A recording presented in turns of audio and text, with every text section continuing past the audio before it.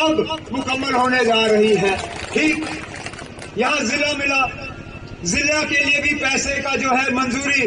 دلی میں تو ڈاکٹر منموہن سنگھ صاحب کی سرکار تھی, سونیا گاندھی صاحبہ یو پی اے کی چیئرپرسن تھی, انہوں نے وہاں پہ دستخط کیا تو یہاں رام بن میں آپ کو ضلع ملا.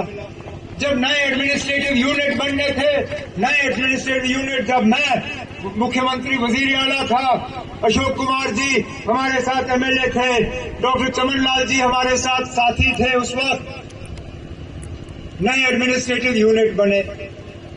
آج بی جے پی کے حوالے سے ہم پوچھتے ہیں نا, آپ ذرا پورے رام بن ضلع میں ہمیں کوئی ایسا کام دکھائیے جو آپ کے دور حکومت میں شروع کی ہوئی ہو. بگلیہار فیز 3 کہیں نہیں, ساولا کوٹ کا پروجیکٹ کہیں نہیں, میڈیکل کالجز کی بات کی جاتی ہے. اپنے ہمارے نوجوان ساتھی ارجن نے اپنی تقریر میں کہا کہ یہاں پہ بھی رام بن کا حق بنتا ہے کہ ایک گورنمنٹ میڈیکل کالج رام بن میں کھلنا چاہیے تاکہ آپ لوگوں کو تھوڑی سی راحت ملے. ارے بڑی چیز ہے تو کیا, یونیورسٹی کا کیمپس تو کھل رہا تھا, ذرا یہاں پہ یونیورسٹی کا کیمپس ہی یہ بی جے پی والے ہمیں دکھائے اور کہیں آپ یہ بی جے پی ہے, یونیورسٹی کی کیمپس یہ مودی صاحب کی دین ہے, وہ تک نہیں. ہاں ایک چیز کی طرف جو ہے یہ ہمیں اشارہ کر کے دکھا سکتے ہیں, جس طرح ہمارے کانگریس کے ساتھیوں نے کہا, انہوں نے نکڑ نکڑ پہ اگر کچھ کھولا تو شراب کی دکان کھولی, اس کے علاوہ کچھ نہیں کھولا. کہا کہ جب حکومت آئے گی تو تعلیم, پڑھائی, ایجوکیشن کی طرف دھیان دیا جانا چاہیے. میں بالکل اس چیز سے سہمت ہوں. میں مانتا ہوں ہمیں وراثت میں شیخ محمد عبداللہ نے اگر کچھ دیا تو بچوں کے لیے مفت تعلیم دی تھی. یونیورسٹی کے لیول تک ہمارے بچے جو ہے مفت تعلیم حاصل کرتے تھے. ان بی جے پی والوں نے آ کے آہستہ آہستہ آہستہ اس کو گھٹا کے پوری طرح سے وہ ختم کیا. ہم نے اپنے منشور میں وعدہ کیا ہے, الائنس کی گورنمنٹ آئی تو ہم دوبارہ یونیورسٹی کے لیول تک بچیوں کو مفت تعلیم فراہم کریں گے. بجلی, پاور پروجیکٹ آپ کا, دریا آپ کی, لیکن بجلی آپ کو ملتی نہیں. دن میں 8-8, 10-10 گھنٹے کٹ اور بجلی کا بل ہر مہینے آپ کے گھر میں. ہمارے دور میں جہاں بجلی کا بل 300-350 روپے, آج دیہات کے علاقوں میں کم سے کم 1650 روپے مہینہ بجلی کا بل. آپ کی آمدنی کیوں نہ 1500 روپے ہو, لیکن بجلی کا بل 1650 روپے.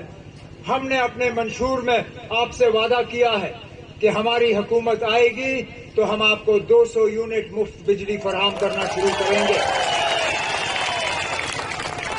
میں ان بی جے پی والوں سے پوچھنا چاہتا ہوں, خاص کر اپنی ماؤں بہنوں کی وسادت سے, ایک اسکیم تھا جس میں وزیر اعظم صاحب نے گیس کے چولہے بانٹے.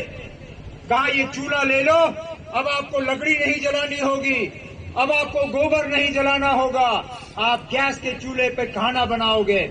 لیکن وزیر اعظم صاحب اس وقت یہ بتانا بھول گئے کہ گیس کے چولہے کو جلانے کے لیے گیس کا سلنڈر بھی خریدنا پڑتا ہے, اور یہاں ہر مہینے گیس سلنڈر کی قیمت بڑھتی رہتی ہے.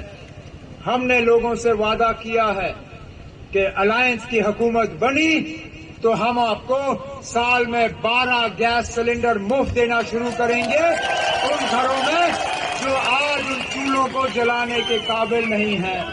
لیکن اس چولہے کا کیا فائدہ جہاں پکانے کے لیے راشن نہ ہو. ان بی جے پی والوں نے ہمارے راشن گارڈ کو کھوکھلے کیے.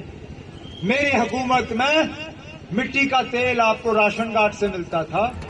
میری حکومت میں چینی آپ راشن گارڈ سے لیتے تھے. میری حکومت میں راشن کا سکیل کیا تھا وہ آپ جانتے ہو. آج ان کے ڈبل انجن دور میں نہ راشن گارڈ سے آپ کو چینی ملتی ہے, نہ مٹی کا تیل ملتا ہے, اور راشن کا سکیل انہوں نے 5 کلو پہ اتار کے 5 کلو میں کس کا گزارا ہوتا نا, کسی کا نہیں. اس لیے ہم نے اپنے منشور میں وعدہ کیا ہے کہ ہماری حکومت آئی تو ہم دوبارہ راشن کارڈ کے ذریعے चीनी और मिट्टी का तेल आपको फराहम करना शुरू करेंगे, तेल भी बढ़ाएंगे ताकि राशन डिपो से आपका गुजारा हो सके। सोशल वेलफेयर की स्कीमें, चाहे वो विडो पेंशन हो, ओल्ड एज पेंशन हो, इन लोगों ने उनको तहस नहस किए। मेरे गुजर बकरवाल भाई, गद्दी सिप्पी भाई जो बैठे हैं यहाँ पे, फॉरेस्ट राइट एक्ट के तहत इनको इन जंगलों पे हक मिलता था, उस हक से इन बीजेपी वालों ने इनको महरूम रखा। हमने अपने मंशूर में आपके साथ वादा किया है, हुकूमत आएगी तो फॉरेस्ट राइट एक्ट के तहत इन जंगलों पे पहला हक आप लोगों का होगा, फिर किसी और का। और इसी तरह प्रोजेक्ट, मैं तो कहता हूं ना, क्या फायदा है इस प्रोजेक्ट का अगर इस प्रोजेक्ट में हमारे नौजवानों को नौकरी ना मिले। इन फ्लाईओवरों से हमारी दुकानें बैठ जाती हैं। जहां आपका होटल चलता था, अब गाड़ी ऊपर से ही जाती है तो आपका होटल ठप। कोई यहां रुक के खाना खाता था, चाय का कप पीता था, अब वो आपकी दुकानों से ऊपर ही गुजर जाते हैं, नीचे कोई रुकता नहीं, ना कोई चाय पीता है, ना कोई मिठाई खरीदता है, ना कोई आपके लिए रुकता है। कम से कम इस प्रोजेक्ट में किसी को अगर रोजगार मिलता तो उसका कुछ तो फायदा बनता। अब मेरे साथी ने यहाँ कहा कि हमें 20-30% नौकरी। अरे 20-30 क्यों जनाब, मैं तो कहता हूँ 70-80% नौकरियां हमारे नौजवानों के लिए होने चाहिए। आखिरकार पहाड़ हमारे, दरियाएं हमारी।